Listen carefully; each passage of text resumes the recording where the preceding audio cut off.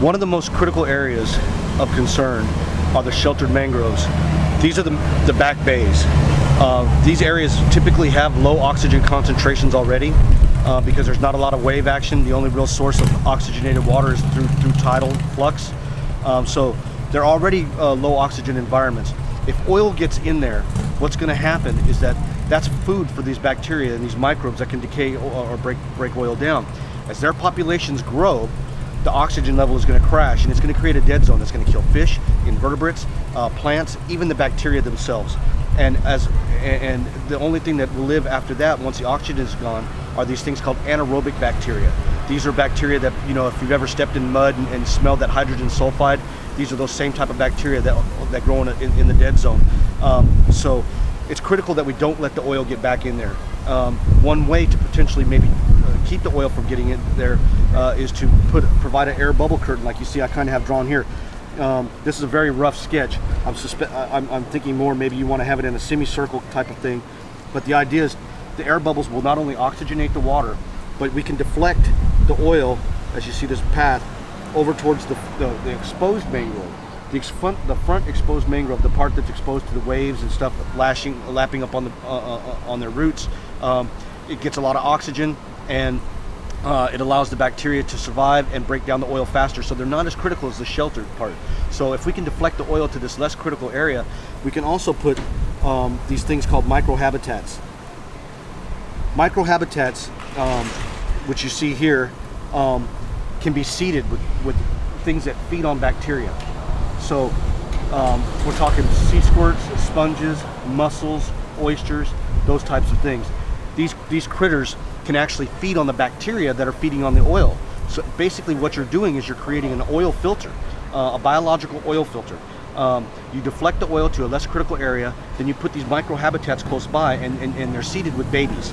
As the babies feed on the bacteria and grow, they're building up biomass. And then once the biomass gets to a predetermined level, something like you see here, which is almost full, you can take them out and dispose of them and put another filter in. So it's basically like an oil filter, a biological oil filter. And this is the idea, so that we have a way to constantly remove the bacteria, which are constantly removing the oil. So that's the idea. Our environment is a tropical environment down here that's the base of the food chain is the coral reef. And I've done some comparisons between actual crude oil as far as the MSDS material safety data sheets for crude oil and the material safety data sheets for some of these dispersants that they're using. And it appears from the MSDS safety sheets that the dispersant is actually more toxic to some life forms than the oil itself. I haven't seen any real proactive ideas on ways to get the dispersant out of the water column. I think this air bubble curtain idea might work, but there are no guarantees.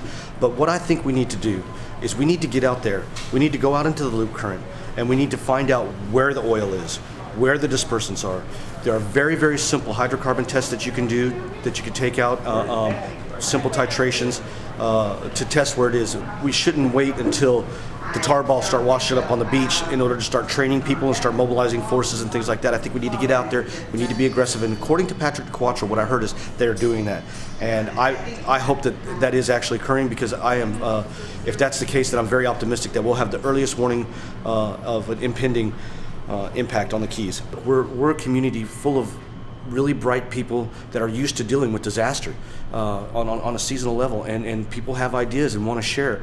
And so now there's, at least for me, a direct pipeline so that I can pass some of this information on to the decision makers so that they have an arsenal of ways to deal with this. Because right now they don't know what form it's going to come in. They suspect it's going to be tar balls, and some of these tar balls may be suspended in the water column and may not be accessible to booms, may not be appropriate for collecting those things. And my fear is that something comes floating in subsurface, say 10 feet under the water, and runs into a reef. A tar ball hits a reef. I suspect that reef area will die, because coral reefs have the ability to defend themselves because they have a mucus layer. Something comes in and attacks them, they slough it off in that mucus layer and generate a new mucus layer. But we all know how tar is, and I mean, if this stuff hits, they're not going to be able to deal with that, in my opinion. So there are some other ideas that we've been presenting, basically the use of very powerful air curtains, air bubble curtains, basically laying an airline proximal to a submerged critical area like a coral reef. And as those air bubbles rise, they do several things. One, they will create an upward current. That upward current will perhaps deflect buoyant tar balls to less critical areas. Also, any dissolved oil in the water column will be removed by the air bubbles through a process called foam fractionation. And this is what happens when you're driving down the beach and you see foam on the interface between where the waves are lapping up on the beach. Usually happens on a windy day. And what happens is when a wave crashes, air bubbles go down into the water, and as they rise back up, they pull the oils out of the water. And that's what you're seeing when you see the foam lined up on the beach. So this same process can be used to hopefully protect some of our critical areas like coral reefs, for example, the Tortugas, Looe Key, Molasses Reef. I am very, very hopeful that it never comes here.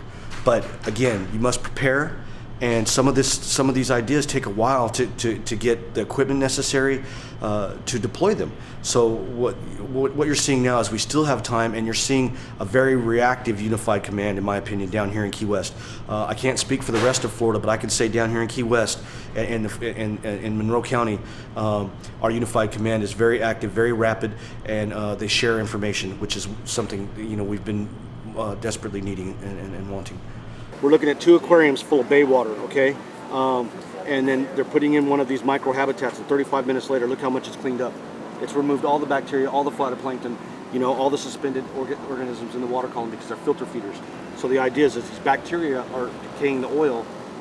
As the bacteria are decaying the oil and breaking it, their populations are going to grow. This will help keep those populations in check, for one, and keep it in a balanced system, but also the bacteria converting the oil, and then these things are eating the bacteria. So it's basically a filter that's removing the oil from the environment.